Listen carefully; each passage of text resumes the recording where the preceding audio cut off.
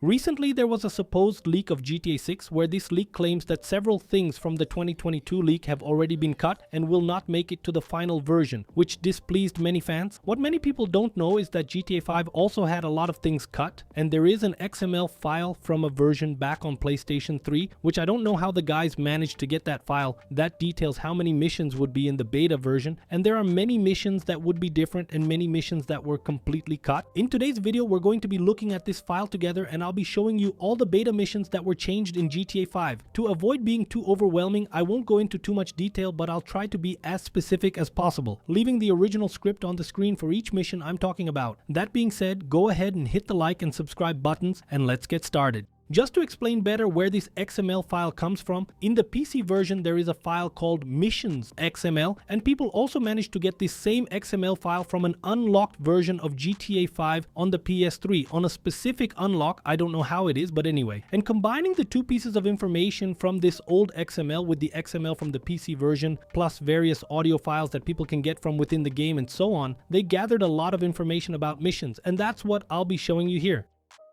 I'm going to try to talk about the missions in order to make it better, like not be too hard for you guys to understand. So for that, we're going to talk first about the mission, the Prologue. In this mission, you can already discover a lot of cut content right away. You don't even need to actually access the game files for that. And starting with the most well-known, we have a server room and monitoring that is not available in the final version, but is accessible with mods. In fact, I've already shown some curiosity videos here on the channel. When you enter this room, you can see that it is very detailed, including some items that are destructible, like the monitors, for example. I think the idea of this room would be to destroy all the evidence of this heist, as there are some lines of dialogue that show that this room would serve that purpose, just like this dialogue from Brad that I'm going to show you now.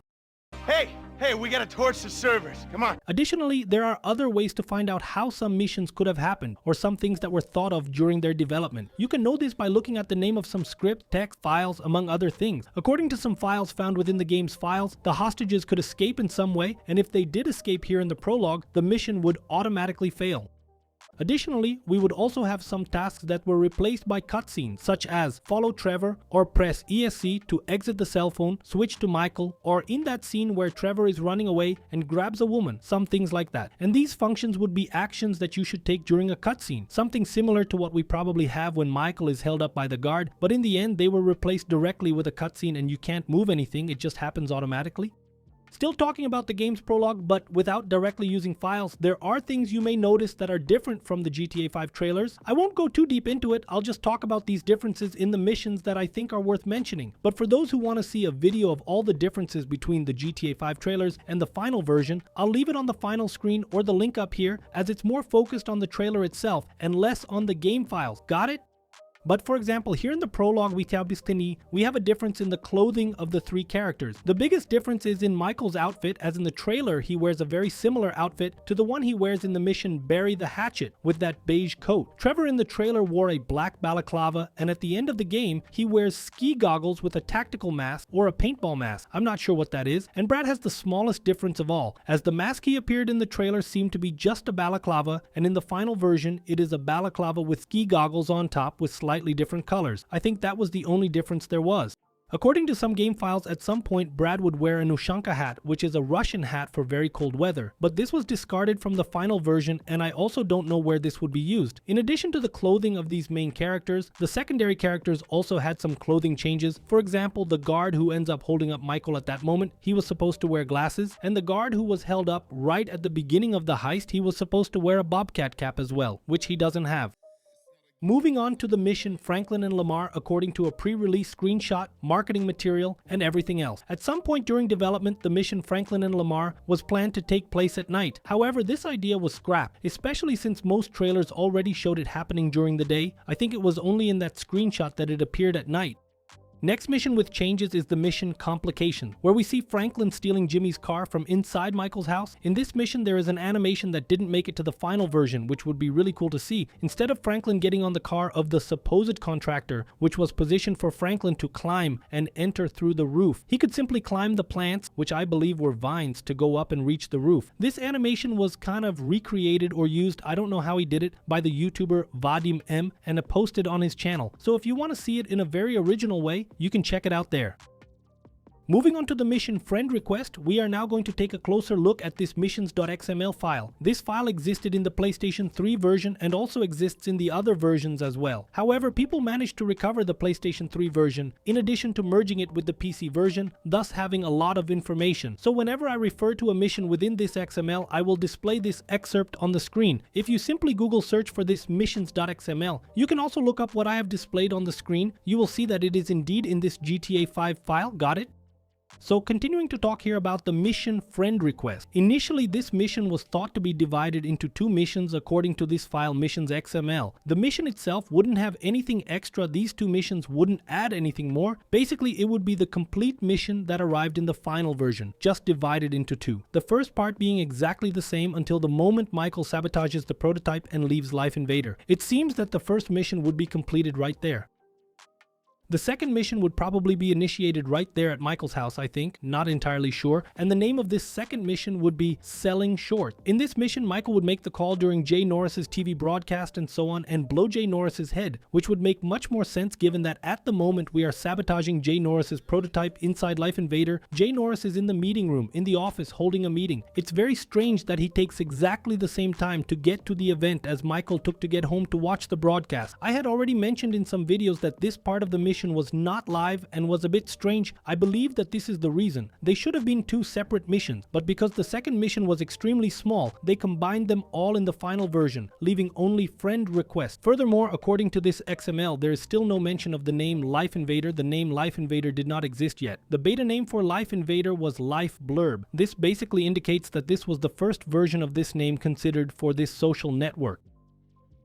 The next mission we're going to talk about here is the mission The Long Stretch. Instead of having an intense shootout with the Ballas after killing D, we would have a shootout against the Ballas but also against the SWAT, which in the game is the Noose, but here in the script it's represented as SWAT. In the final version of the game, the version we play, the SWAT or Noose doesn't invade the recycling plant and we only face them after leaving the plant where we faced the Ballas. This point in the mission must have been changed much later, almost at the end of development, since D's dialogue line when Lamar, Franklin or Stretch are talking to D suggests that ambush would serve to be on TV. Something about gang intervention. Just take a look. Yeah. Somebody see, on us? They putting a nigga on TV, man, about some gang intervention shit. Hey, this ain't the police, dawg. This some ballers bullshit. And what can be interpreted from this line of dialogue is that the D was somehow related to the police, possibly as an informant, and that in that ambush, members of the families and the Ballas were supposed to die, and then it would be shown on TV as just a gang fight that the SWAT team interfered in this way discouraging new members. There are even dialogue lines in the game from the police referring to a fallen informant, further confirming the theory that the D is an informant. The pigs want you bad, homie. Snitch must have rolled hard. Who know what that motherfucker pinned to us? Go!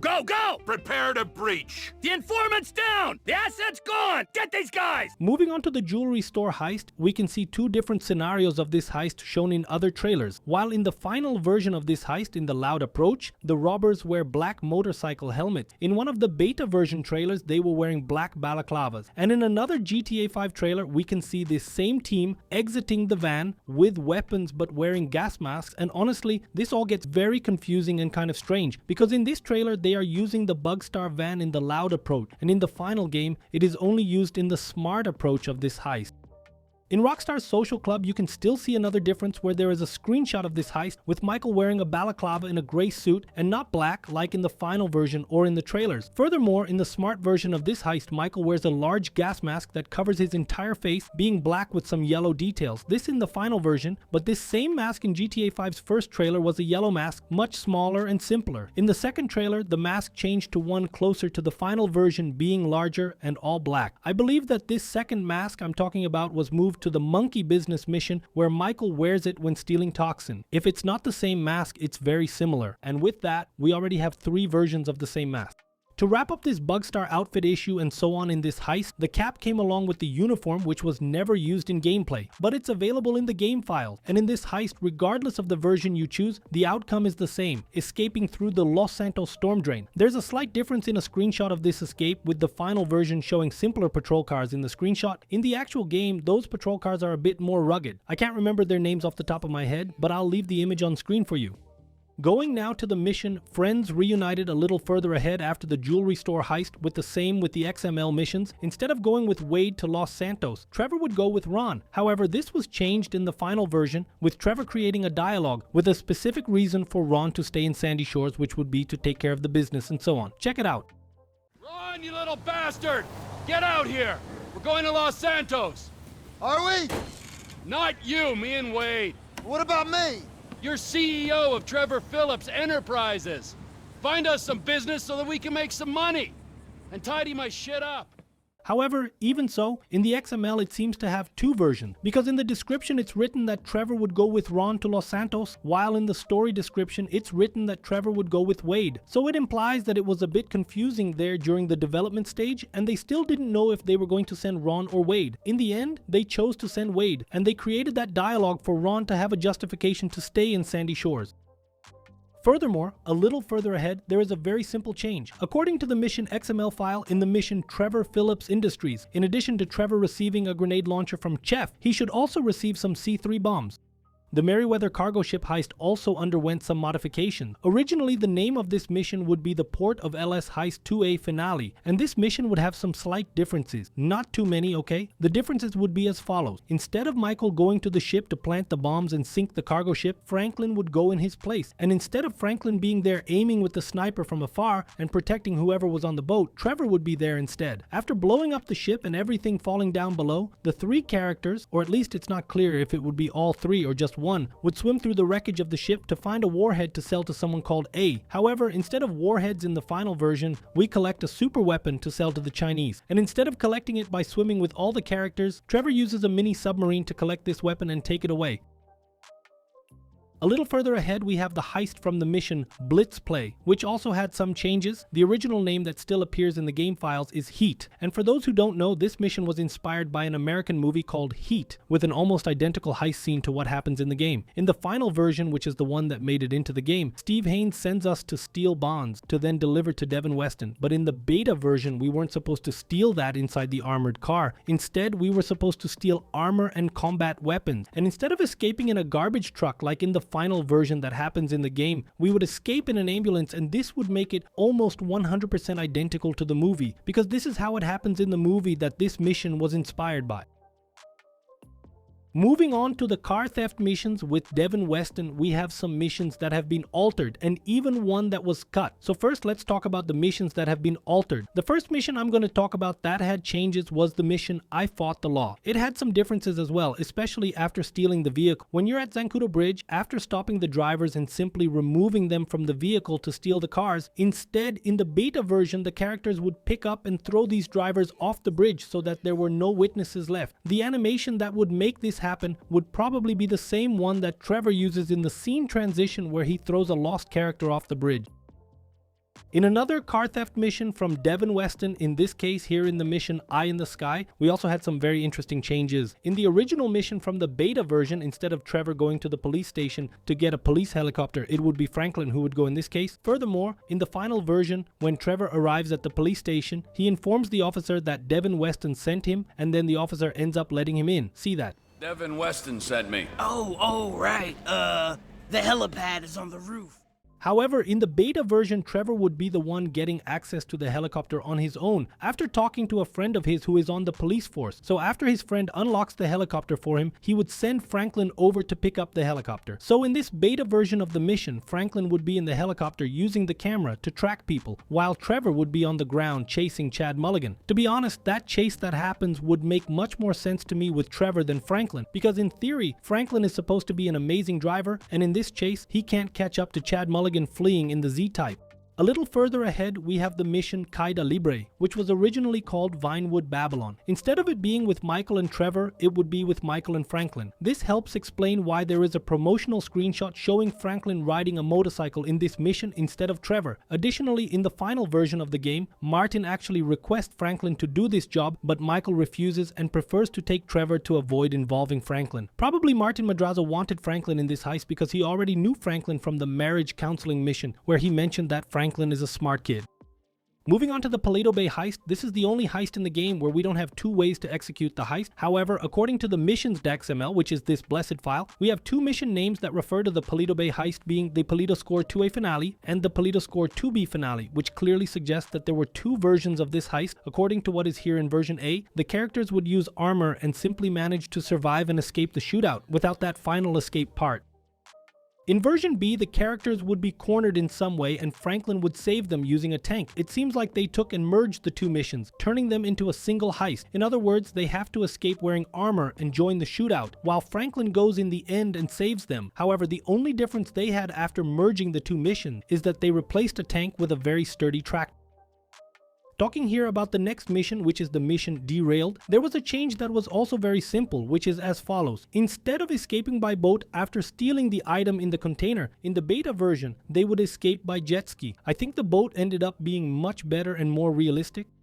Now going back to these very big changes we had in the missions and all, another one we had here was in the mission Monkey Business. These changes happened mainly in the final stage of the mission. Instead of Trevor picking up Michael and Dave by helicopter like it happens in the final version, in the beta version, it would be Franklin doing that. In fact, in this mission in the final version, there is a comment from Trevor about Franklin not doing much in this heist, possibly an inside joke from Rockstar about this change.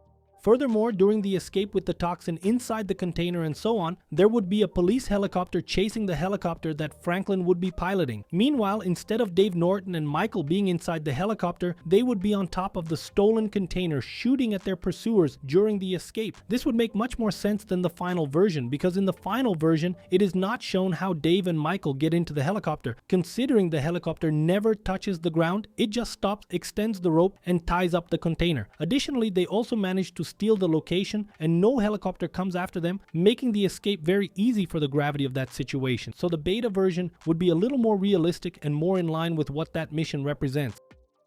After Franklin manages to leave the container at the designated location in the beta version, they would parachute out and make their escape. Instead, in the final version, they place the container in a truck that Dave Norton takes away to somewhere, and they land the helicopter smoothly without drawing any attention at Sandy Shores Airport.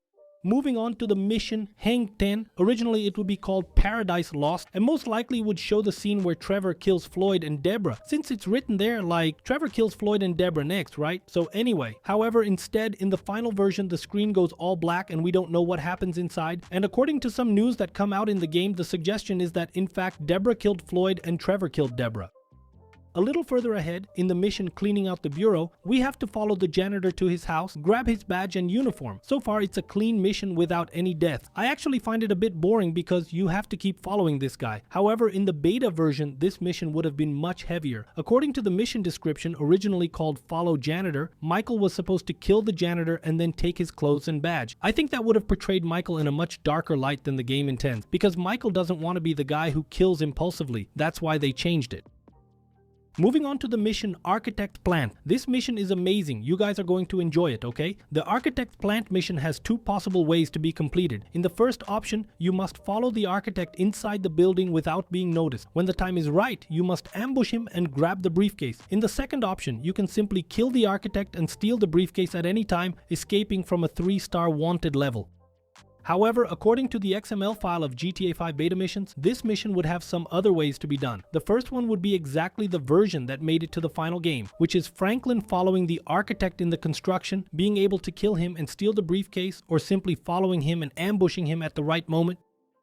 The second option would be for Franklin to take photos of the architect having relations with his gay boyfriend and then using those photos to blackmail him in exchange for the building's blueprint. It wasn't very clear to me if the guy was really his boyfriend or just a lover, but anyway. In the third option, Franklin would save the architect from a robbery, and at that moment he would steal the building plans and flee. This one didn't make much sense to me. I think the second option would be cool, but this third one, I don't know, it seemed kind of weird. Moving on to another heist in the game that also had some changes. It was the FIB heist. Originally, it would be called Agency Heist. In fact, this name is still in the game file. Also, in the roof option, we were supposed to land the helicopter on the top of the building instead of parachuting from afar. This would make a bit more sense because the helicopter is too far when we parachute. However, when the team is inside, the helicopter is literally on top of the building and then it gets shot down. So, I don't know. I think it would make more sense if we had actually landed there, instead of the character being far away and then the helicopter being blown up because it was on top of the building. I don't know if you guys exactly understood what I meant, but it would make a bit more sense in the beta version. Now, moving on to a mission that will probably blow your mind. We're talking here about the mission Legal Trouble, because look at this craziness. There's a reference that doesn't make much sense in the Legal Trouble mission within this XML file, which is only written as follows: Save Film Studio, which doesn't make it very clear what this mission should be. There's no mission description to be exact. However, outside of this mission, there's another mission also called Blowback, and look at this cool thing. The name is Solomon 3, meaning it has to do with Solomon Richards, and the name is Blowback. And it seems that instead of creating a specific mission for the Legal Trouble mission, they took this other mission called Blowback and mixed it up to turn it into this. Because if you look at this mission Blowback, it has the following script. Trevor would meet Tao Cheng's translator, the one we know from the mission Trevor Phillips Industries, and they would meet in an apartment. Trevor suspects the translator is wearing a wire or something and tries to catch the translator, who ends up escaping, resulting in a chase through the city. The police join this chase and they all head to Los Santos Airport. During the chase inside the airport, there would be several explosions involving 747 planes and smaller aircraft, until at a certain point Trevor and the police would manage to corner the translator. In other words, this mission is very similar to the mission Legal Trouble that made it to the final version of the game with some adaptations, and with the translator being replaced by Molly. And this basically makes it clear that this cut Trevor mission was used in the Legal Trouble mission. Speaking now of side missions, let's talk here about the Epsilon cult. They are simpler missions, but there are changes in 3 missions of the Epsilon cult. The first one is that in the final version, there is a mission where Michael must wear the Epsilon robe for 10 days to cleanse his body of the anti-testimony, but in the beta version, this was planned to be for 50 consecutive days, and thank God they changed that. Take a look at the script. Furthermore, in the mission of running 8 km or 5 miles in the desert, originally Michael was supposed to run 20 miles in the desert, which would also be 32 km, so that developer there who decreased that thing was a great help to the community. I won't even say anything else. And finally, in the last mission of Epsilon, there is a change in the last version, which is the version where Chris Formage appears for the first time. The leader of the Epsilon cult was supposed to be, according to the script, a short man wearing a wig, which is different from the final version. Not that Chris Formage is tall or anything, but it doesn't quite match the description that is here in this file. Speaking now about another crazy and weird stranger mission, we have Barry's missions, which are the Weed March missions and so on. And in the missions that made it to the final version of the game, we must steal some vehicles that have magical substances in the back. In the original beta version, we could use a monster truck liberator. However, since there are 2 missions from Barry that we do here in the game, it would probably be a mission stealing with that old pickup truck that we use in the game itself, and another mission with us using that monster truck.